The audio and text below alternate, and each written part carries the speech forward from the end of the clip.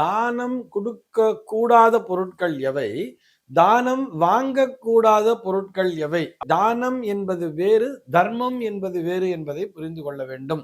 ஆயுதங்களை தானமாக கொடுக்கும் பொழுது என்ன ஆகும் கேட்டா, எதிர்மறையான பலன்கள் தான் கிடைக்கும். உப்பாகட்டும் அல்லது விளக்கு எண்ணெய் ஆகட்டும், இந்த மாதிரி விஷயங்கள்லாம் விளக்கு வச்சுட்டாலே கொடுக்க மாட்டா தெரியுமா? இதெல்லாம் ஏன்னு சொன்னா, வீட்டில் இருக்கக்கூடிய மகாலட்சுமியானவள் நகர்ந்து விடுவாள் அப்படிங்கிறதுக்காகத்தான். ஒரு கோதானத்தை பெற்றுக்கொண்டாரையானால் 1,00,000 காயத்ரி ஜபத்தை செய்ய வேண்டும் என்று சொல்கிறார்கள். அதே மாதிரிதான் ஒரு பூமி தானம் என்பதை பெற்றுக்கொண்டாலும் அதற்கேற்றாற்போல் ஜபத்தினை அதிகரித்து செய்ய வேண்டும். தானம் கொடுக்க கூடாத பொருட்கள் எவை? தானம் வாங்கக்கூடாத பொருட்கள் எவை? அப்படிங்கிற ஒரு கேள்விக்கான விடையைத்தான் பார்க்க போகிறோம். இது தானம் கொடுக்க கூடாத பொருட்கள், தானம் வாங்கக்கூடாத பொருட்கள்னு சொல்லி 2 விதமாக பிரித்து பார்க்க வேண்டிய அவசியமே இல்லை. அப்படித்தானே? ஏன்னா எதை தானம் கொடுக்கிறோமோ அதைத்தானே தானமா வாங்க போறா. அப்ப தானம் கொடுக்க கூடாத பொருட்களும் தானம் வாங்கக்கூடாத பொருட்களும் 2மே ஒன்றாகத்தானே இருக்க முடியும். இது 2மே ஒன்றுதான். இதை பிரித்து பார்க்க வேண்டிய அவசியம் இல்லை.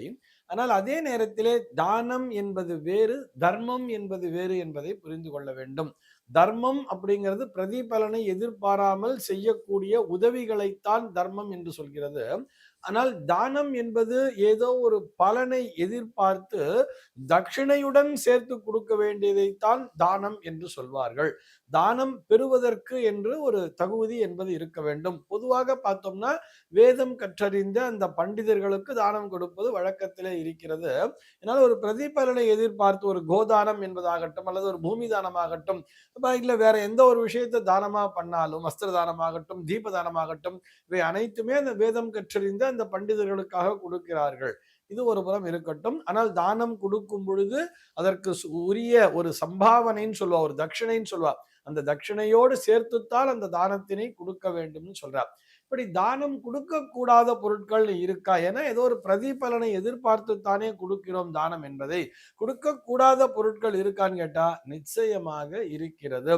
ஒரு ஊசி அப்படின்னே கூட எடுத்துக்கலாமே. ஒரு துணி தைக்கிற ஊசியாக இருந்தாலும் சரி, அல்லது ஒரு கத்திரிக்கோலாக இருந்தாலும் சரி, அல்லது கத்தியாக இருந்தாலும் சரி, அல்லது கடப்பாரை மண்வெட்டி போன்ற ஒரு இரும்பாலான ஆயுதங்கள்னு வச்சுப்போமே, இந்த பண்டங்களை நிச்சயமாக தானம் கொடுக்க கூடாது, தானமும் வாங்கக்கூடாது. ஆயுதங்கள் அப்படின்னு வந்துட்டாலே அது ஆயுதமாக இருக்கலாம், அல்லது அதன் மூலமாக ஒரு கூர்மையான பொருளை வச்சுப்போமே, இந்த கூர்மையான பொருளை நிச்சயமாக தானம் கொடுக்க கூடாது. அவற்றை தானமாக வாங்கவும் கூடாது. சும்மா கொடுத்தா கூட வாங்கக்கூடாதுங்கிறார். ஒரு பிளேடு இல்ல ஒரு கத்திரிக்கோல் இருக்குன்னு சொன்னா கூட நிறைய பேர்ட்ட போய் கேட்கும்போது எப்படி கொடுப்பான்னா கீழே வச்சிருவா தெரியுமா, இது கீழே இருந்து எடுத்துக்கோங்க, கத்திரிக்கோலை கையில கொடுத்தோம்னா உறவு கத்திரிச்சு போயிடும் அப்படிங்கிற மாதிரிலாம் சொல்லுவா தெரியுமா, ஒரு சென்டிமெண்ட்டுக்காக வச்சுட்டு இருப்பா. இப்படி இது போன்ற ஆயுதங்களை தானமாக கொடுக்கும் பொழுது என்ன ஆகும் கேட்டா எதிர்மறையான பலன்கள் தான் கிடைக்கும். சௌமியமான பொருட்களைத்தான் தானமாக தர வேண்டும் அப்படின்னு சொல்லியிருக்கா. இது போக நம்ம எந்த ஒரு பண்டத்தை தானமாக கொடுத்தாலும் அது பழைய பொருட்களாக இருக்கக்கூடாது. நிச்சயமாக புதிய பொருட்களைத்தான் தானமாக தர வேண்டும். ஒரு தங்கத்தை தானமா தரோம்னு வச்சுப்போமே, வீட்டுல ஏற்கனவே இருக்கக்கூடிய ஒரு தங்க ஆபரணத்தை கொண்டு வந்து வச்சு தானமா கொடுக்க கூடாது. அதனை உருக்கி வேறு விதமாக உருமாற்றி வேண்டுமானால் தானமாக கொடுக்கலாம். வீட்டில் நாம் ஏற்கனவே உபயோகப்படுத்திய பொருளை நிச்சயமாக தானமாக கொடுக்க கூடாது. உபயோகப்படுத்தாத புதிய பொருட்களை மட்டுமே தானமாக கொடுக்க வேண்டும். அதே மாதிரி ஒரு வஸ்திர தானம் என்று செய்யும் பொழுது, வீட்டுல இந்த பட்டுப்புடவைதா, ஆனா நான் 2-3 தடவை தான் கட்டினேன், இருந்தாலும் இந்த பட்டுப்புடவை கொண்டு போய் தானமா கொடுக்குறேன்னு சொல்லிட்டு கொடுக்க கூடாது. ஒரு முறை நம்ம உடுத்திட்டோம் சொன்னாலே அது பட்டுப்புடவையாகவே இருந்தாலும் அதனை தானமாக கொடுக்க முடியாது. அதே மாதிரி ஒரு கிழிந்த ஆடைகளையும் தானமாக கொடுக்க கூடாதுங்கிறார். ஈவன் தர்மம் பண்ணா கூட சரி, அது கிழிந்த ஆடைகளை தர்மத்திற்கும் பயன்படுத்தக்கூடாது. ஒரு கிழிஞ்சு போச்சு, இது பலன் இல்லைங்கிறதுனால இதை கொண்டு போய் கொடுக்குறேன்னு நினைச்சோம்னா அதனால் நமக்கு எதிர்மறையான பலன்களே விளைந்து விடும் என்பதையும் புரிந்து கொள்ள வேண்டும். உடைந்து போன பாத்திர பண்டங்களையும் கொடுக்க கூடாது. அதே மாதிரி வீட்டுல ஒரு துடைப்பம்ங்கிறது இருக்கு அப்படின்னு சொன்னா கூட இந்த துடைப்பம் அல்லது ஒட்டடை குச்சி இந்த மாதிரி சுத்தம் பண்ணக்கூடிய பொருட்களை கூட தானமாகவோ தர்மமாகவோ கூட கொடுக்க கூடாதுன்னு சொல்றார்.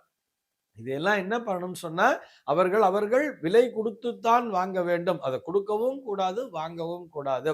ஒரு சில நேரத்துல பார்த்தோம்னா இந்த உப்பு கூட ஒரு நாள்ல கொடுக்க மாட்டான் தெரியுமா? வெள்ளிக்கிழமையில போய் உப்பு தானங்கிறதெல்லாம் கொடுக்க மாட்டா.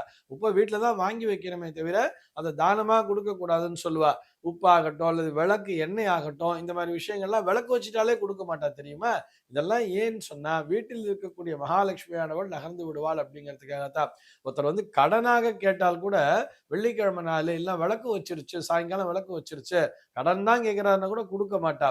ஆனா அதுல வந்து பணமாக கொடுக்கும் பொழுது விளக்கு வைத்திருந்தால் கூட ஒரு எமர்ஜென்சி டைம்ல நம்ம கடனா கொடுக்கலாம்ங்கிறதை ஞாபகம் வச்சுக்கணும். பக்கத்துல ஏதோ அவங்க ஹாஸ்பிட்டல் அட்மிட் பண்ணிருக்காங்க, அவசரமா பணம் தேவைப்படுதுன்னு வந்து கேட்கும் பொழுது விளக்கு வச்சிருச்சு நாளை காலைல வாங்கிக்கிங்கிற மாதிரி சொல்லக்கூடாது என்கின்ற அந்த ஒரு பாயிண்ட்டையும் இந்த நேரத்துல நினைவூட்டுகிறேன். ஆக தானம் கொடுக்கக்கூடிய பொருட்கள், தானம் வாங்க வேண்டிய பொருட்கள் என்று இரண்டு விதமாக பிரித்து பார்க்க வேண்டிய அவசியம் இல்லை.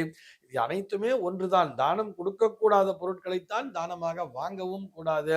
அந்த மாதிரி ஒரு படுக்கை தானம் அப்படின்னு சொல்றான்னு சொன்னா அந்த படுக்கை தானத்தை எப்பொழுது தானம் செய்ய வேண்டும்னா வீட்டுல வந்து ஒரு நோய்வாய்ப்பட்ட மனிதர் இருக்கிறார் என்று சொன்னால் அந்த நோய்வாய்ப்பட்ட மனிதரின் கையாலே படுக்கை தானத்தை கொடுக்க வேண்டியது. அந்த படுக்கை தானத்தை வாங்கக்கூடியவரும் மிகுந்த பலசாலியாக இருக்க வேண்டும். அது கூட அவர்கள் எப்படி ஜபம் தபஸ் என்பது அவர்களிடத்தில் இருக்க வேண்டும். ஜபம் செய்து தன்னுடைய உடம்பினை மெருகேற்றியவராக ஒரு ஆன்ம பலம் மிக்கவருக்குத்தான் இந்த படுக்கை தானத்தை கொடுக்க வேண்டும்.